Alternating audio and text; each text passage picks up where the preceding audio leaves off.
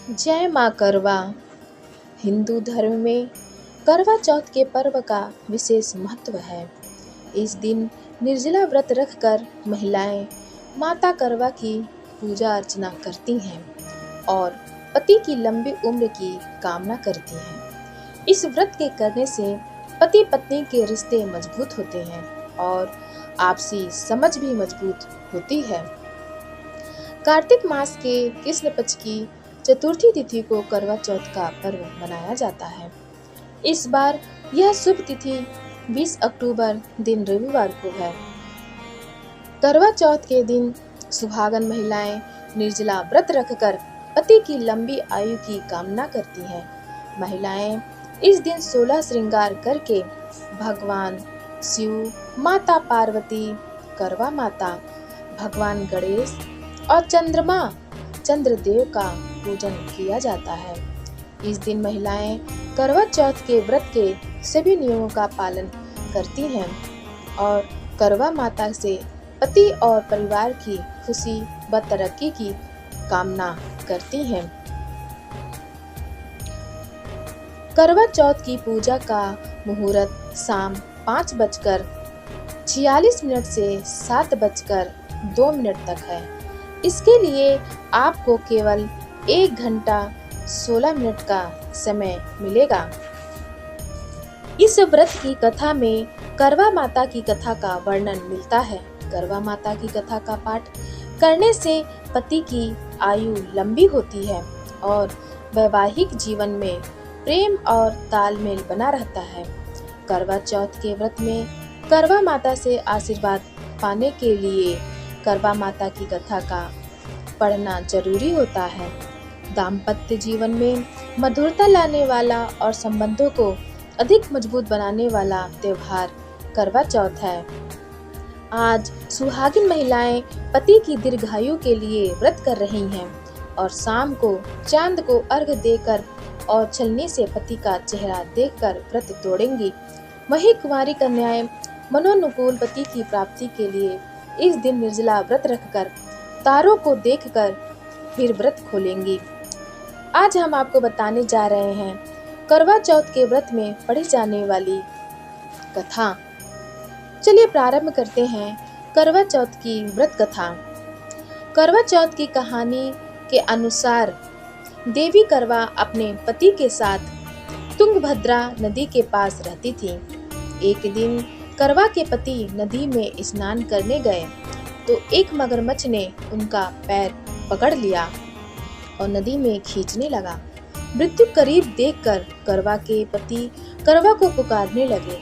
करवा दौड़कर नदी के पास पहुंची और पति को मृत्यु के मुंह में ले जाते समय मगर को देखा। करवा ने तुरंत एक कच्चा धागा लेकर मगरमच्छ को एक पेड़ से बांध दिया। करवा के सतीत्व के कारण मगरमच्छ कच्चे धागे में ऐसा बंधा कि टस से मस नहीं हो पा रहा था। करवा के पति और मगरमच्छ दोनों के प्राण संकट में फंसे थे। करवा ने यमराज को पुकारा और अपने पति को जीवन दान देने और मगरमच्छ को मृत्यु दंड देने के लिए कहा।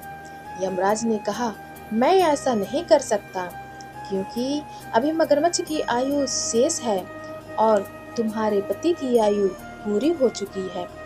क्रोधित होकर करवा ने यमराज से कहा, अगर आपने ऐसा नहीं किया तो मैं आपको शाप दे दूंगी। सती के शाप से भयभीत होकर यमराज ने तुरंत मगरमच्छ को यमलोक भेज दिया और करवा के पति को जीवन दान दिया। इसलिए करवा चौथ के व्रत में सुहागिन स्त्रियां करवा माता से प्रार्थना करती हैं कि हे करवा माता, जैसे आपने अपने पति को मृत्यु के मुंह से वापस निकाल लिया, वैसे ही मेरे सुहाग की भी रक्षा करना। चलिए जानते हैं करवा चौथ की एक अन्य कथा। एक साहूकार के 7 बेटे और उनकी एक बहन करवा थी। सभी 7 भाई अपनी बहन से बहुत प्यार करते थे, यहाँ तक कि वे पहले उसे खाना खिलाते और बाद में स्वयं खाते थे। एक बार उनकी बहन ससुराल से मायके आई हुई थी। शाम को भाई जब अपना व्यापार व्यवसाय बंद कर घर आए तो देखा कि उनकी बहन बहुत व्याकुल थी। सभी भाई खाना खाने बैठे और अपनी बहन से भी खाने का आग्रह करने लगे, लेकिन बहन ने बताया कि उसका आज करवा चौथ का निर्जल व्रत है और वह खाना सिर्फ चंद्रमा को देखकर ही, उसे अर्घ देकर ही खा सकती है। क्योंकि चंद्रमा अभी तक नहीं निकला है, इसलिए वह भूख प्यास से व्याकुल हो उठी है। सबसे छोटे भाई को अपनी बहन की हालत देखी नहीं जाती और वह दूर पीपल के पेड़ पर एक दीपक जलाकर चलने की ओट में रख देता है। दूर से देखने पर वह ऐसा प्रतीत होता है कि जैसे चतुर्थी का चांद उदित हो रहा हो। इसके बाद भाई अपनी बहन को बताता है कि चांद निकल आया है, तुम उसे अर्घ देने के बाद भोजन कर सकती हो।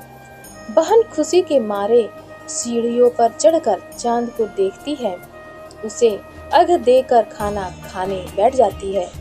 वह पहला टुकड़ा मुंह में डालती है तो उसे छींक आ जाती है, दूसरा टुकड़ा डालती है तो उसमें बाल निकल आता है और जैसे ही तीसरा टुकड़ा मुंह में डालने की कोशिश करती है तो उसके पति की मृत्यु का समाचार उसे मिलता है। वह बौखला जाती है। उसकी भाभी उसे सच्चाई से अवगत कराती है कि उसके साथ ऐसा क्यों हुआ।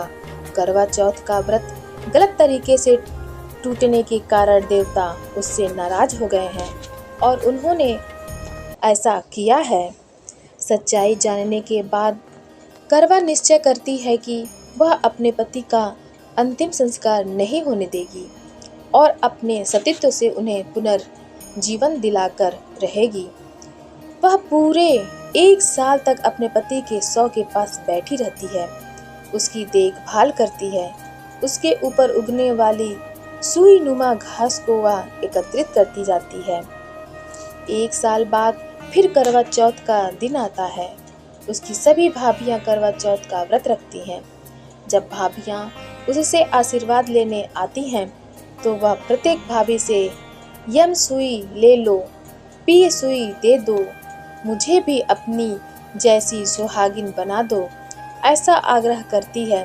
लेकिन हर बार भाभी उसे अगली भाभी से आग्रह करने का कह चली जाती है। इस प्रकार जब छठे नंबर की भाभी आती है तो करवा उससे भी यही बात दोहराती है। यह भाभी उसे बताती है कि चूंकि सबसे छोटे भाई की वजह से उसका व्रत टूटा था, अतः उसकी पत्नी में ही शक्ति है कि वह तुम्हारे पति को दोबारा जीवित कर सकती है। इसलिए जब वह आए तो तुम उसे पकड़ लेना और जब तक वह तुम्हारे पति को जिंदा न कर दे उसे नहीं छोड़ना। ऐसा कहकर वह चली जाती है। सबसे अंत में छोटी भाभी आती है। करवा उनसे ही सुहागिन बनने का आग्रह करती है, लेकिन वह टाल मटोल करने लगती है। इसे देख करवा उन्हें जोर से पकड़ लेती है और अपने सुहाग को जिंदा करने के लिए कहती है। भाभी उससे छुड़ाने के लिए नोचती है, घसोटती है, लेकिन करवा नहीं छोड़ती है। अंत में उसकी तपस्या को देख भाभी पसिस जाती है और अपनी छोटी अंगुली को चीरकर उसमें से अमृत उसके पति के मुंह में डाल देती है। करवा का पति तुरंत श्री गणेश कहता हुआ उठ बैठता है। इस प्रकार प्रभु कृपा से उसकी छोटी भाभी के माध्यम से करवा को अपना सुहाग वापस मिल जाता है। कथा अच्छी लगी हो तब आप हमारे चैनल सनातन कथा संग्रह को लाइक करें, शेयर करें और सब्सक्राइब करें। धन्यवाद।